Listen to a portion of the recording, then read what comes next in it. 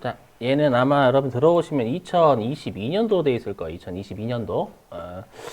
자, 그럼 일단 하나씩 해석을 해보면 여기 자료 1번부터가 일단 좀 어려워. 다 간주 공급 이쪽이거든요. 전부 다 거의. 예. 자, 뭐냐면은요. 자, 우리가 이제 6월 10, 아이고, 죄송해요. 자, 여기 6월 10일 있죠, 여러분들. 6월 10일이 올해잖아요, 올해. 예, 그럼 우리가 1기 과세 기간이 되겠죠, 1기 과세 기간. 그래서 1기 과세 기간에요, 여기. 과세 사업에 사용하던 기계 장치를 면세 제화의 생산에 전용인데, 이게 만약에 제품이면 그냥 시가 때려버리시면 돼요. 감가상각 자산 아니면 근데 감가상각 자산이니까 남아있는 것에 대해서만 우리가 처분한 것으로 간주를 하는 거예요. 자, 그 보니까 취득일자가 언제냐면 취득일자가 전년도 6월 25일이죠. 되세요? 그러면 우리가 전년도 1기 과세 기간에 취득을 한 거죠.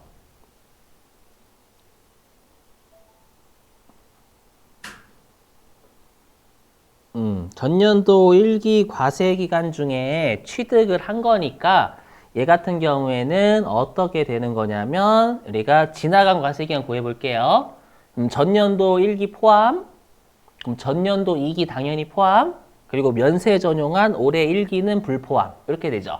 그럼 경과된 과세 기간은 2기 과세 기간이 경과한다라는 거예요. 그럼 공식을 세우면 자, 3천만 원 곱하기 1 빼기 기계장치니까 1 과세기간이 25% 상각이 되죠. 여기에 2 과세기간만큼은 과세사업에 썼으니까 얘 빼고 남아있는 거에 대해서만 우리가 처분으로 간주. 그럼 이렇게 계산하시면 얘가 1,500만 원일 거예요. 왜냐면 우리 간주 공급은 다 공급가액에 집어넣어야 되거든요. 맞죠? 그래서 300만 원으로 하나 안 하고 3천만 원으로 한 거예요. 되세요? 그럼 얘 어디다 집어넣어야 돼요, 여러분들? 간주 공급은 여러분 혹시 배우셨던 분 세금 계산서 발급해야 안 해요? 상대방한테? 발급 안 해요? 실제로 여러분 세금 그때 아마 접대비에서 됐을 땐 접대비에서 우리 간주 공급하게 되면 상대방한테 세금 계산서를 준다라는 건 상대방한테 부가가치를 달란 얘기예요. 그럼 상대방은 부가가치세를 준대요? 뺨을 준대요? 뺨 준다고 했죠? 그래서 내가 낸다라고 했잖아. 내가 낸다. 그래서 실제로 부가가치세에서는 10%로 과세는 하지만 세금 계산서와 같은 증빙은 발급을 못해요. 되세요? 그럼 얘는 건별이죠. 증빙 없는 10% 과세 매출로 보는 거니까. 그럼 건별은 신고서 어디에 넣어요, 여러분들? 4번에 넣어요, 4번에. 맞죠? 그래서 우리가 기타라는 게 매출 쪽은 세금 계산서가 아니다라는 표현이었죠, 여러분들. 그렇죠. 이런 것까지 하면 좀 여러분 너무 시간이 오래 걸려요. 그냥 양해 좀 진짜 부탁드릴게요. 그렇게 하면 원가액이랑 소득세까지 못 나가요. 이렇게 하면. 그렇죠. 그래서 혹시 힘드시면 제 영상이든 뭐든 검색해서 꼭 보세요. 다른 것도 괜찮으니까 유튜브 해가지고 진짜 그 개념 필요해. 왜냐면 그것도 내거든요. 여러분들 무조건은. 그래서 4번에다가 1,500만 원 집어넣으시는 거예요. 오케이. 자, 근데 얘랑 비교해서 얘예요. 뭐냐면 우리가 판매 목적 타사업장 반출은요, 상대방한테 얘는 우리가 아까 했었지만 지금 하는 간주 공급은 당초에 매입세 공제 받아놓고 약속을 안 어겼으니까 그거에 대한 제재를 때리는 거예요. 그래서 그렇기 때문에 원칙은 시가예요. 하지만 판매 목적 타사업장 반출은 아까 했던 기간의 자금 부담을 완화시켜주기 위한 혜택이기 때문에 원가로예요, 원가로. 알죠? 그리고 얘는 세금 계산서 발급합니다. 하니까 1,000만 원은 1번에 들어가는 거예요. 시가로 넣으시는 게 아니라 되시겠죠? 원가로 여기다 넣고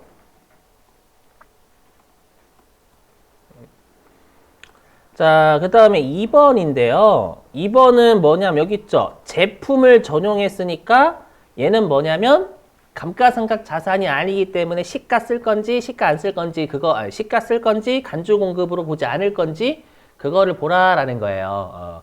그럼 거래처 접대 목적으로 쓴 거면 당초에 제품 매입할 때 매입세 공제 받았겠죠? 원가인 2만 원으로. 맞죠? 받아놓고 거래처에 공짜로 주면 매출세액 안 내니까 시가인 30만 원에 처분한 것을 간주해버려요. 그래서 여기 자료 2번에 1번은 간주 공급 해당돼요. 동그라미. 그 다음에 면세 사업의 전용도 아까 있었죠. 그래서 얘도 들어와요. 간주 공급에. 예. 그 다음에 업무용 승용차. 업무용 승용차는 비영업용 소형 승용차예요? 아니에요? 맞아요. 맞죠? 업무에 쓰는지 안 쓰는지는 제조업은 알 수가 없어서 매입 무조건 비영업용으로 봐요. 그렇죠? 그래서 얘도 간주 공급에 해당됩니다. 예. 근데 우리가 서울시에 무상으로 제공한 건 뭐예요? 아까 했던 우리가 사업상 증여 예외죠. 기부 활성화를 위해서는 간주 공급을 안 보니까 과세를 안 한다라는 뜻이에요. 그리고 얘는 간주 공급인 걸 알 수 있는 게 여기 있잖아요. 전용된 당사의 제품은 매입세 공제를 적용 일단 받았다. 알죠? 그리고 부가가치세 과세 사업에 해당된다라는 건 당초에 매입세 공제를 받으려면 과세 사업에 우리가 과세 사업자 일단 되거든. 맞죠? 과세 사업자가 과세 지화를 매입하면 미리 매입세 공제해 주거든요. 되시겠죠? 그러면 1번 시가, 2번 시가, 3번 시가 얘는 감가상각자산 아니니까요. 그래서 930만 원만큼도 얘도 여기 건별에 집어넣으셔야 한다라는 거예요. 알죠? 아까 입력했던 1,500만 원은 감가상각자산의 간주 공급이고요. 지금 입력하는 애들은 감가상각자산 아닌 것의 간주 공급이 되는 거고요. 이해되세요? 그럼 여기에다가 930만 원 시가 더하면 되겠죠? 요 세 개 합쳐가지고. 요 세 개가 간주 공급이었고 서울시 무상 제공 간주 공급 안 보는 거였었잖아요. 되시겠어요? 무슨 말인지? 이렇게. 그래서 이렇게 하면 930만 원이니까 2,430만 원으로 돌리는 문제였어요. 제가 별도로 안 푸는 건 세무 2급하고 신고서 똑같다라는 뜻이에요. 뭐 대손세 공제 같은 거.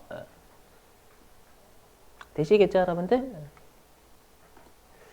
자, 그 다음에 하나 더 설명드릴 게 있어요. 여기 보시면은요. 자, 시험에 출제하는데 이거 저자분이 안 넣으셨더라고요. 이걸 내더라고요. 뭐냐면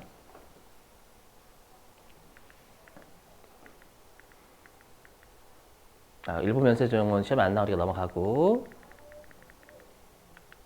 어디 있냐면은 얘예요. 얘. 이거 잘 보셔야 돼요. 얘를 최근에 했어요. 이거를 응용한 문제를 풀 거예요. 여기 아마 100회차인가? 몇 회차지? 93회차구나. 이걸 응용한 문제를 출제를 했었어요. 두 개를 잘 보셔야 돼요, 여러분. 이거 내거든요. 보시면 아마 여러분들이 여기 장기할부, 중간지급 조건부, 완성도 기준 얘네들의 공급 시기는 대가의 각 부분을 받기로 한대였죠. 맞죠? 그럼 과세표준도 뭐 어떻게 배우셨어요? 과세표준도 대가의 각 부분, 받기로 한 대가의 각 부분을 나누어서 때리잖아요. 그죠? 근데 세무 1급은 제가 말씀드렸지만 정말 상세하게 다 물어본다라고 했죠. 그래서 합격이 낮은 거예요. 그렇죠? 어설프게 외우면 틀리게끔. 그렇죠? 뭐냐면 이거 외우셔야 돼요. 뭐냐면 중간지급 조건부가 아마 여러분 계약금, 중도금, 잔금이라고 있었을 거예요. 맞죠, 여러분들? 이게 어떻게 되냐면은요. 우리가 어떻게 되냐면은요. 우리가 중간지급 조건부는 이렇게 돼요. 중간지급 조건부는 내가 계약금을 먼저 받죠. 계약금 받고요. 그 다음에 마지막에 잔금까지 받고 넘기잖아요, 여러분들. 그래서 어떻게 돼 있냐면 여기는 우리가 계약금을 받은 날부터 인도일 있죠, 여기. 계약금 수령일의 다음 날부터요. 여기 읽으셔야 돼요. 인도일까지의 기간이 6개월 이상이다라고 이게 중간지급 조건부예요. 이 6개월 이상 꼭 외우셔야 돼요. 왜냐? 만약에 시험에서 계약금, 중도금, 잔금을 줬으면 이거 중간지급 조건부다라고 준 거예요. 그렇죠? 근데 만약에 그 기간을 계산을 해봤더니 6개월 미만이래요. 그럼 6개월 미만이면 중간지급 조건부가 아니다라는 뜻이에요. 되시겠어요, 여러분들? 받아들이셔야 돼요. 그럼 중간지급 조건부가 아니니까 이때는 위쪽으로 가요. 위쪽으로 가서 한 방에 다 때려버립니다. 인도한 때. 맞죠? 인도일로 가, 인도일로. 오케이? 예, 그러니까 원칙은 여러분들 인도일이나 이용 가능하게 되는 때라고 인도일을 다 때리잖아. 인도한 재화의 총가액. 맞죠? 근데 중간 지급 조건부 얘네들은 워낙 기간이 길고 금액이 크니까 나누어서 때리겠다라는 거예요. 근데 얘가 만약에 6개월이 안 되면 그냥 몰아서 한 방에 때리겠다라는 인도하는 날. 맞죠? 요거 잘 알고 계셔야 됩니다, 여러분들. 그 문제가 있고요. 자, 그 다음에 또 한 가지 주의하실 게 이거 없구나. 여러분 좀 저기다 적어 주실래요? 어디다 적어 주시냐면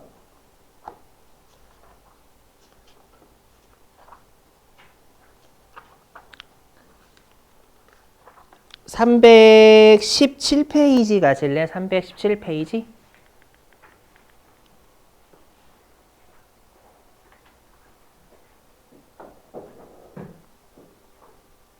여기 없구나. 317페이지다 좀 적어주세요. 어디에 적어주시냐면 가로 1번 수출하는 재화에 동그라미 2번 내국 신용장 구매 확인서 있죠? 구매 확인서 있죠? 보이세요, 여러분들? 교재 317페이지. 동그라미 2번 있죠? 내국 신용장 구매 확인서라고 되어 있는 거예요. 거기다 적으시는 거예요. 내국 신용장 사후 개설 땡땡. 내국 신용장 사후 개설 땡땡. 거기다 적으시는 거예요. 법문구입니다. 과세기간의 종료일로부터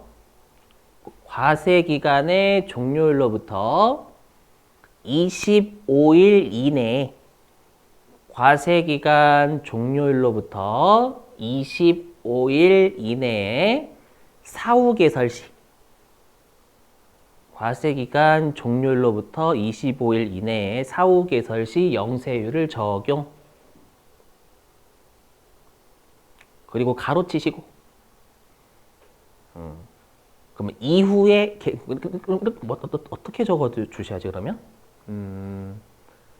그럼 이렇게 적으세요. 과세기간 종료일로부터 25일을 경과 25일을 경과 어떻게 하지? 제가 한국어가 좀 약해요, 여러분들. 25일을 경과 후 사후 개설 시 25일 경과 후 사후 개설 시 10%를 적용. 과세기간 종료로부터 25일 경과 후 사후 개설 시 10% 적용. 자, 들어보실게요, 여러분들. 이거는 좀 의미를 알고 계셔야 돼요. 다 들어보시죠. 자, 우리가 내국 신용장이나 구매 확인서는 아마 여러분들이 배우셨을 거예요. 어떤 개념인지. 이게 뭐냐면 우리가 외국 수출업자가 일단 외국에 있는 사업자한테 수출할 때 내국 신용장하고 구매 확인, 내국 신용 이제 상대방한테 신용장을 먼저 받아요. 알죠? 제가 이걸로 좀 볼까요? 죄송한데 이거 회계 1급 쪽 이쪽으로 좀 갈게요.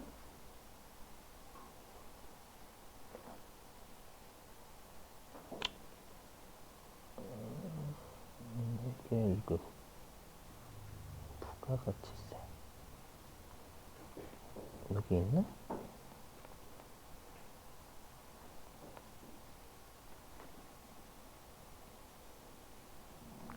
여기에 보시면 여기 페이지는 여기 258페이지 아니에요. 그냥 요거 하기 위해서 뭐냐면 자, 여기 의리 수출업자예요. 현대차.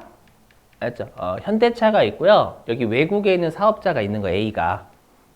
A가 있을 때 자, 현대차 입장에서는 A가 대가를 먼저 달라고 하는 거예요. 갑자기 자동차를 넘기기도 전에. 그러면 이 A가 대가를 줄지 안 줄지가 의심스럽죠. 왜냐하면 워낙 거래를 많이 해본 기업이 아니다라고 하면. 맞죠? 그래서 우리 현대차 수출업자 입장에서는 A한테 그러는 거예요. 야, A야, 내가 널 믿고 물건부터 수출 물품부터 넘겨주니 네가 대가를 지급하겠다라는 보증증서라고 하는 거예요. 그럼 항상 우리가 믿을 만한 보증은 아버지의 보증이 아니라 그래서 그렇죠? 은행의 보증이 은행의 보증. 그렇죠? 그래서 A의 은행에서요, 지급보증 쓰는 거예요. A가 혹시라도 현대차 네가 자동차를 먼저 넘겼는데 대가를 주지 않으면 이 A하고 거래하는 우리은행에서 너한테 대가를 지급하겠다. 걱정하지 말고 물건부터 보내라고 하는 거예요. 되시겠어요? 요걸 우리가 신용장이라고 하는데, LC. 알죠? 근데 외국에서 되는 신용장 우리가 마스터 LC라고 해요. 마스터 LC라고. 그건 내국 신용장 아니고요. 그러니까 일단은 근데 현대차한테 납품하는 업체인 값이 있을 거 아니에요, 여러분들. 요 값도요. 현대차가 빨리 수출해야 되니까 원자재부터 보내래요. 그럼 당연히 여러분 값도 의심스럽잖아요. 무섭잖아요, 여러분들. 무서우니까 내가 널 뭘 믿고 원자재부터 납품하냐고. 물론 현실에서 안 그러겠어. 내가 뭘 믿고 이렇게 하지 않겠죠. 그냥 왜 이렇게 내국 신용장 구매 확인서가 나왔는지만 설명. 제가 뭘 믿고 물건부터 보내요. 당신도 대가를 먼저 주겠다라고 보증 좀 서요. 요걸 한단 말이에요. 그러면 우리가 당연히 이 현대차에 거래은행이 있을 거 아니에요. 그럼 거래은행에서 이 A로부터 지급보증 받았죠. 받은 걸 가지고 다시 요 수출업자한테 납품하는 업자한테 지급보증 또 서는 거예요. 이 보증은 뭐냐면 얘가 내국 신용 개설된 얘가 외국에서 신용장이 개설이 된 거죠. 외국에서 신용장이 개설이 됐으니까 얘한테 대금이 들어오면 그 대금 가지고 너한테 결제를 다시 해줄게. 라는 보증을 쓰는 거예요. 이해되세요? 그랬을 때 우리가 여기 수출업자와 외국에 있는 사업자끼리 우리가 주고받는 신용장을 마스터엘시라고 하고요. 그리고 이렇게 수출업자한테 납품하는 업자하고 수출업자끼리 주고받는 신용장을 우리가 로컬 LC, 국내 거래니까 이걸 내국 신용장이라고 하는 거예요. 그럼 여러분 질문, 내국 신용장하고 구매 확인서 뭐가 열려야 돼요? 외국에서 원래 신용장이 열려야 돼요. 알죠? 이게 안 열리면 내국 신용장을 주고받을 수가 없어요. 무슨 말인지 이해되세요? 그럼 법에서 어떻게 돼 있냐면 내국 신용장이 개설이 되기 전에는 얘가 영세율인지를 몰라요.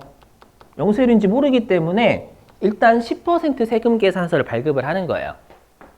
여기까지 되세요? 근데 요 수출업자인 현대차가 A한테 요 마스터 LC를 받은 거예요.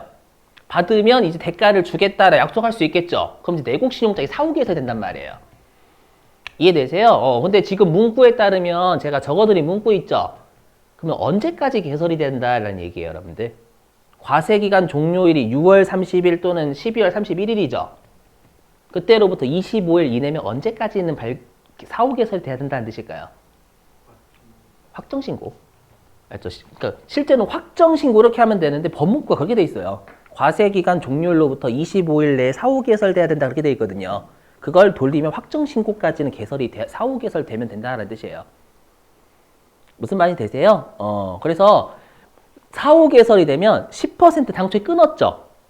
왜냐하면 상대방이 영세율 사업자인지 모르고 외국으로 수출할지 모르니까 개설되기 전까지는 여기에서 개설이 돼야 되기 때문에. 이해되세요? 그래서 일단 10%를 끊어줬다가 사후 개설이 되면 10%를 취소해버려요. 그리고 영세율을 다시 끊어줘요. 이해되세요? 근데 거꾸로 만약에 신용장이 얘가 확정신고 이후에 열렸어요. 지나서 열리면 그대로 10% 때려버려요. 영세율 안 해준다. 이거 외우셔야 돼요. 됐죠? 그래서 다시 그럼 여러분들이 이제 기출문제 교재요. 자, 기출문제 교재 104페이지입니다.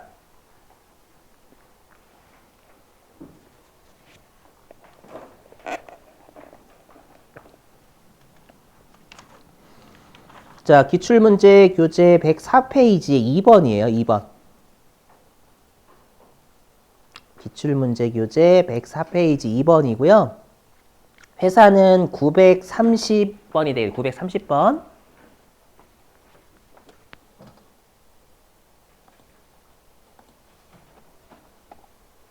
우진기업으로.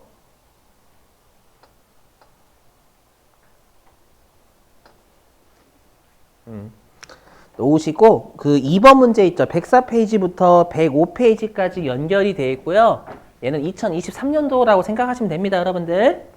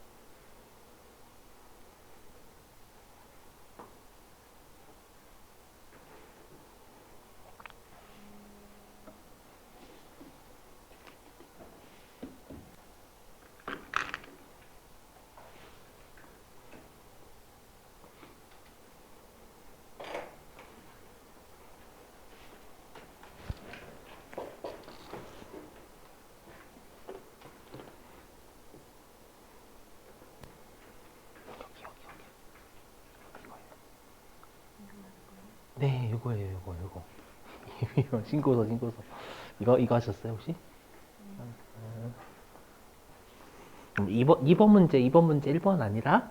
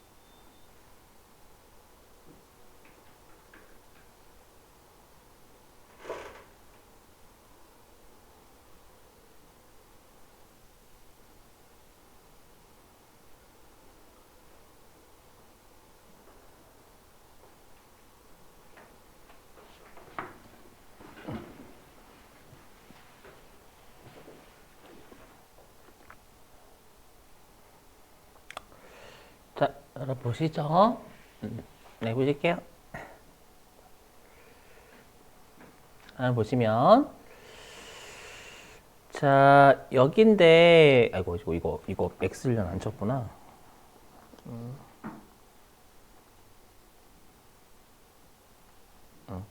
보시면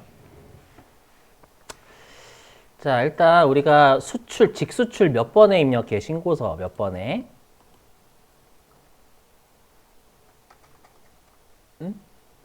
6번 그렇죠? 영세율인데 세금 계산서 발급 안 하잖아요. 직수출은 상대방이 외국 사업자니까.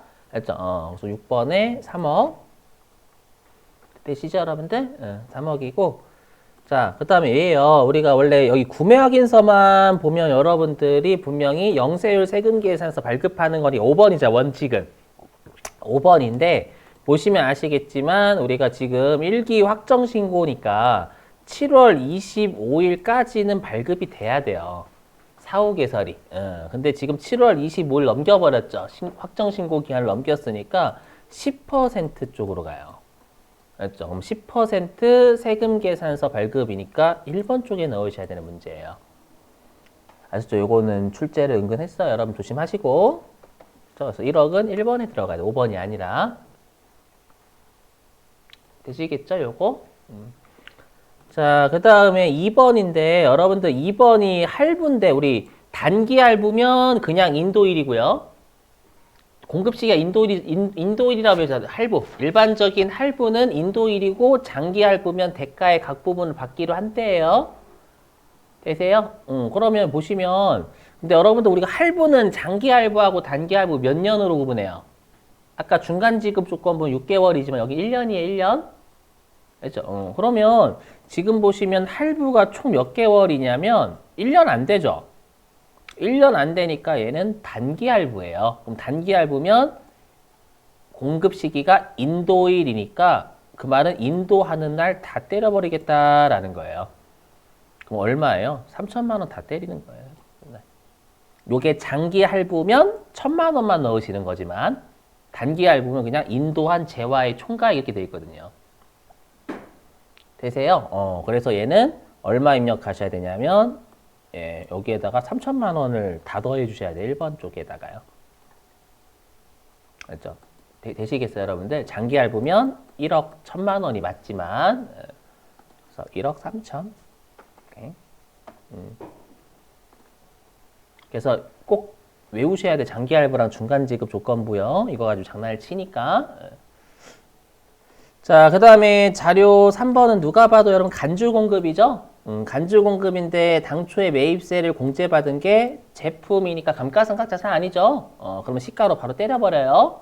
2천만 원. 근데 얘는 우리가 세금 계산서 발급 못하죠? 맞죠?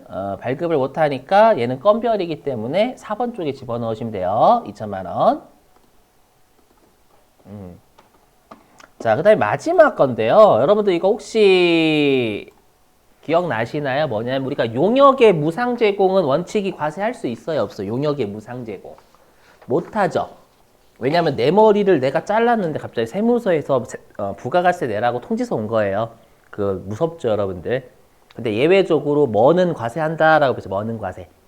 특수관계자에게 부동산을 무상임대하면 그때는 계약서가 없잖아요. 임대차 계약서. 맞죠? 그거에 따라서 탄로나니까 과세. 그럼 우리가 자녀면 특수관계자 맞죠? 공장이면 건물이니까 부동산 맞죠? 무상임대 맞죠? 맞죠? 그러면 뭐로 때린다라고 배우셨어요? 시가. 시가 100만 원? 했죠? 그럼 얘도 마찬가지예요. 자녀한테 세금계서 발급 못하죠, 여러분들. 이것도 간주공급을 보는 거. 용역의 간주공급 예외 딱 하나. 그래서, 그래서 얘도 여기 4번에 더 100만 원 얹어주셔야 되는 문제예요. 되시겠어요, 여러분들? 이렇게. 예. 자, 그럼 얘랑 비교하실 게 여러분 100회차입니다. 100회차. 100회차 한번 펴보실 100회차?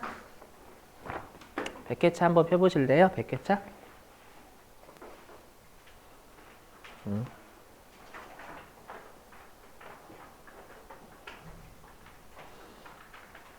나머지는 세무 2급하고 똑같아서 별도로 설명 안 할게요.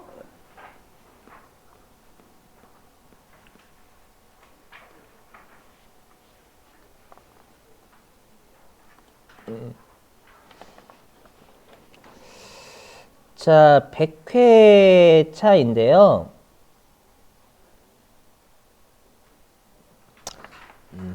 자, 100회차 보시면 그 몇 페이지냐면 얘가 그 9페이지예요.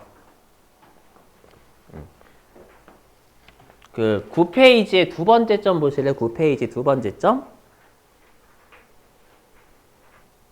100회차의 9페이지의 두 번째 점 보시면 두 번째 점에 구매 확인서 언제 발급됐대요? 그죠? 1월 20일이죠. 그럼 우리가 2기 확정 신고면 언제까지가 2기 확정 신고예요? 그렇죠. 1월 25일이니까 얘는 1월 25일 전에 개설이 된 거죠. 이해되세요? 그럼 영세율 10%.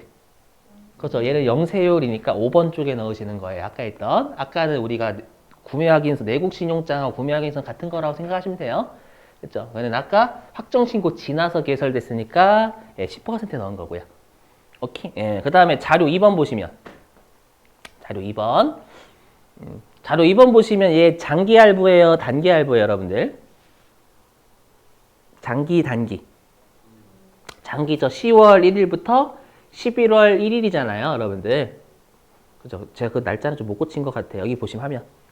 여기. X1년, 2021년이 X1년이에요. 그리고 2022년이 X2년. 보시면 아시겠지만 얘는 장기 할부죠. 장기 할부니까 대가의 각 부분을 받기로 한 때가 되는 거예요. 공급 시기가.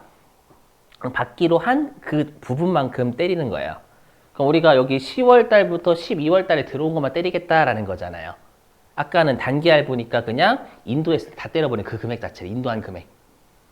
3천만 원짜리 인도했지만 1,000만 원씩 나누어 받기로 한 거죠. 아까 문제는. 근데 그거는 단기 할부니까 3천만 원 다 때려버리게 돼 총가에. 그렇죠? 근데 지금은 장기 할부니까 예, 우리가 요 2000X1년 2기 확정 신고에 들어오는 건 1차 할부만이죠. 그렇죠? 그때는 500만 원만 집어넣으시면 된다라는 거예요. 비교 이해되시겠어요? 무슨 말인지? 이렇게. 나머지는 똑같네요. 금액만 여러분 그러니까 장난친 거. 아까는 낚시를 판 거, 여긴 낚시를 좀 안 판 거고. 그렇죠?